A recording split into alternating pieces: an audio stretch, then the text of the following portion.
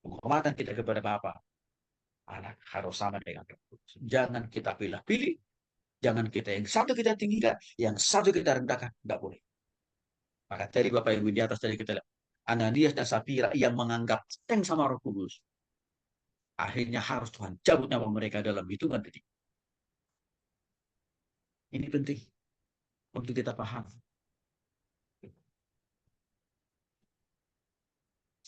Bapak Ibu dikasih oleh Tuhan Kristus, kita akan melihat bukti kepribadian Roh Kudus sama dengan Allah juga.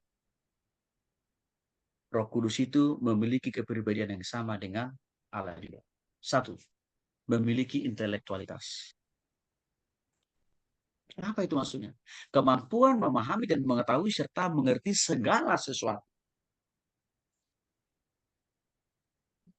Itu yang dimaksud dengan Roh Kudus memiliki intelektualitas, yaitu kemampuan memahami, mengetahui, dan juga maha mengerti segala sesuatu.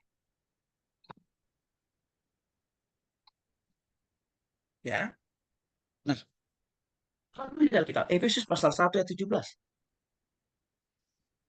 Ya. Di sana dikatakan dan meminta kepada Allah Tuhan kita Yesus Kristus yaitu Bapa yang mulia itu supaya ia memberikan kepada roh hikmat dan wahyu untuk mengenal Dia. Ini artinya kan Bapak Ibu, Roh Kudus atau Allah itu memiliki kemampuan intelektualitas di atas daripada kemampuan berpikir kita. Maka untuk itu Amsal pasal 1 ayat 7 mengatakan kepada kita Bapak Ibu, takut akan Tuhan adalah permulaan atau sumber daripada ilmu pengetahuan atau sumber dari kecerdasan dan kepintaran Bapak Ibu.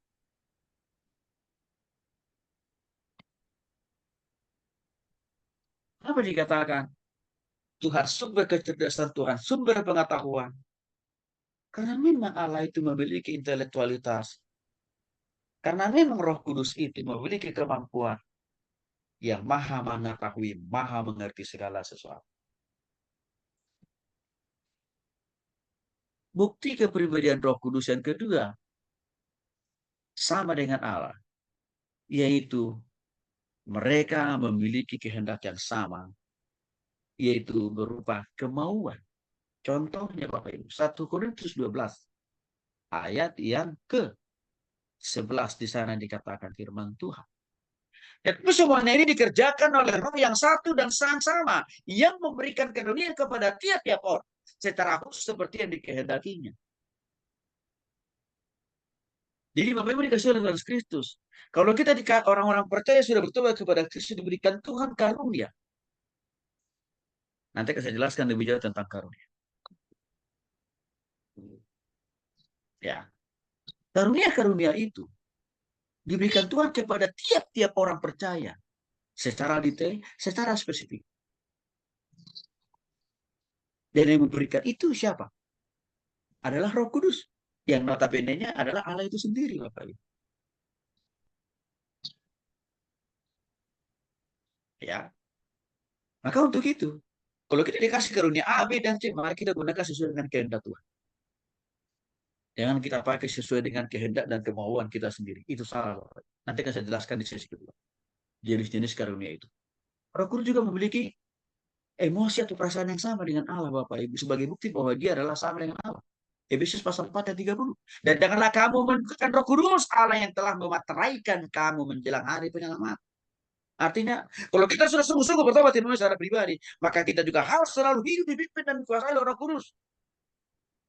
Jangan menentang Roh Kudus dengan hidup perilaku yang bertentangan dengan Roh Kudus. Jangan, Bapak Ibu. Karena itu bagian daripada apa? Mendukakan, melukai perasaan daripada Roh Kudus yang notabene juga adalah perasaan Allah. Contohnya Bapak Ibu. Ya, Tuhan telah memberikan model dan contoh buat kita untuk bagaimana cara memaafkan dan mengampuni kan gitu ya. Tapi kalau kita yang sudah betul terima Yesus, dendam aja yang dipelihara sampai inna ilahi. Itu namanya artinya menyakiti hati Tuhan. Kenapa? Karena Tuhan sudah korban perasaan buat kita loh Bapak Ibu. Dengan dia diludahi, dihina, dimaki, ditonjok, disalibkan. Itu kan bagian-bagian daripada korban perasaan yang telah Tuhan berikan, yang Tuhan lakukan kan. Masa kita tidak bisa dan tidak bisa memaafkan dan mengampuni orang lain. Yang justru kita tumbuh kembangkan adalah apa? Balas dendam. Mengapa lembaga pemasyarakatan tidak makin berkurang penghuninya, tapi makin overdosis, overkapasitas? Semua lembaga pemasyarakatan di Republik ini. Dan Bapak Ibu tahu, orang Kristen memiliki persentase cukup banyak juga menjadi penghuni lapas-lapas di seluruh Indonesia. Dan banyak juga oknum-oknum hamba-hamba Tuhan, pendeta-pendeta, orang-orang percaya, orang-orang melayani masuk di sana. Salah satu penyebabnya apa sebenarnya? Ketidakmampuan kita untuk meneliti, untuk melakukan apa yang dilakukan oleh Roh Kudus, yaitu maafkan dan mengampuni. Artinya kita lebih senang menyakiti hati Roh Kudus, menyakiti hati Tuhan dengan apa? Upaya untuk balas dendam dan tidak akan pernah selesai. Maka Tuhan Yesus mengajarkan kita tentang istilah memaafkan dan mengampuni.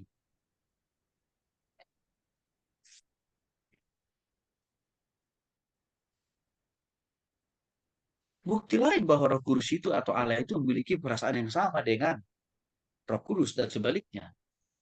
Ya, dikatakan Bapak Ibu. Sebab itu aku berkata kepadamu, segala dosa hujat manusia akan diampuni, tetapi hujat terhadap Roh Kudus tidak akan diampuni. Menarik. Hujat terhadap Roh Kudus tidak ada pengampunannya, tidak ada maafnya.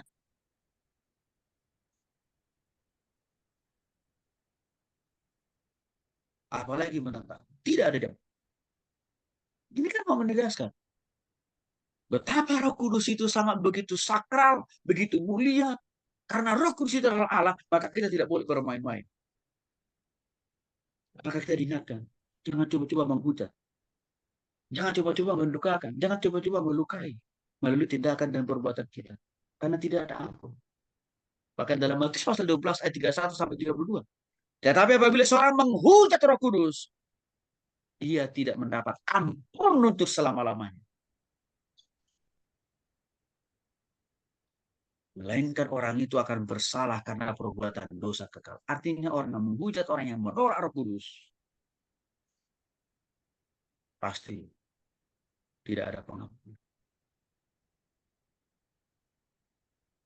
Sedikit saya coba jelaskan ayat di atas tadi Bapak Ibu yang mengatakan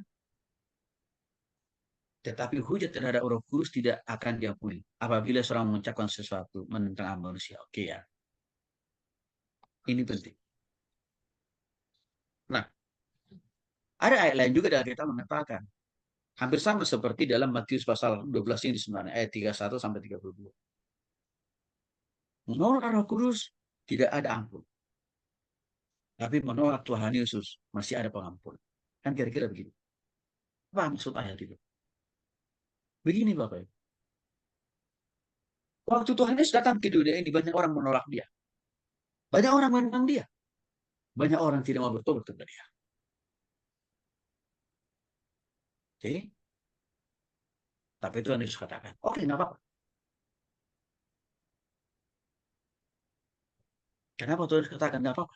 Kenapa Tuhan Yesus katakan oke? Karena Tuhan Yesus katakan, masih ada pribadi berikutnya yang akan datang, yaitu Roh Kudus. Dan pribadi yang terakhir ini, yaitu Roh Kudus. Tidak boleh engkau tentang. Tidak boleh engkau lawan. Engkau lawan, engkau tentang. Engkau dukakan. Lewatlah engkau. Artinya apa Bapak Ibu? Setelah Tuhan Yesus kembali ke surga, Roh Kudus turun atas hidup kita. Dan Roh Kudus itulah yang sekarang sedang bekerja dan berkarya dalam hidup orang untuk menobatkannya, mengubahkannya. Maka artinya apa? Di masa-masa ini kalau orang menolak yang terakhir, kehadiran Roh Kudus untuk menobatkan dia, mengubahkan dia, artinya apa? Tidak ada pengampunan bagi dia. Karena Tuhan Yesus akan datang kembali ke dunia ini bukan untuk berikan pengampunan dosa lagi, tapi menjadi hakim, menjadi eksekutor untuk membedakan, memisahkan orang yang sudah bertobat masuk surga, orang yang belum bertobat masuk neraka. Itulah arti dan makna. Kalau Yesus masih bisa ditolak, tapi Roh Kudus jangan.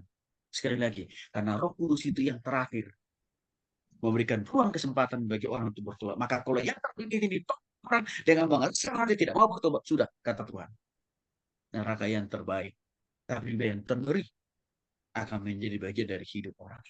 Sekali lagi Bapak Ibu dikasih oleh Tuhan Kristus, semua ini mengungkapkan bahwa kepribadian Roh Kudus itu sama dengan Allah, maka kita tidak boleh memilah-milih, maka kita tidak boleh memisahkan, kita tidak boleh merendahkan